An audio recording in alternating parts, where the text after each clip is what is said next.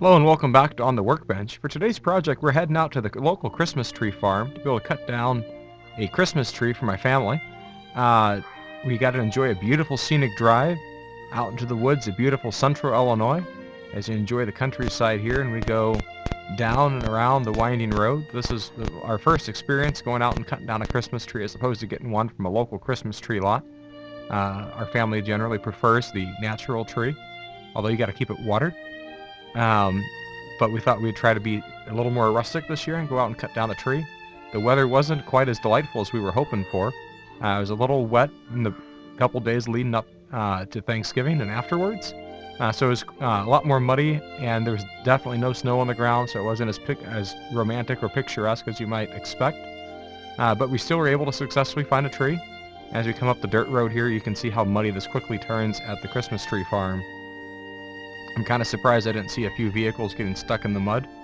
And whenever we got there's quite a few trees. I had to get myself oriented for which way we were headed and figure out which way the trees that we were looking for might be. They provided us with a PVC pipe that was marked off in feet, so you could then hold the pipe next to the tree to get an approximate height that you were looking for. And once I was able to successfully find a tree, I was able to then pull out my bag of tools that I brought with me. I had brought a reciprocating saw, a couple battery safety glasses, and a good pair of work gloves to be able to chop down the tree. At this particular tree farm, if you didn't bring your own tools, you could borrow a bow saw, or you could have one of the staff members come out with a gas-powered chainsaw, and they would cut it down for you. But I wanted the full experience, so I got out my reciprocating saw. I brought, I think it's about a 9 or a 10-inch blade that's designed for tree trimming. I've used this before, trimming up my own trees around the house. And I got that out here and began making my cut here pretty close to the ground.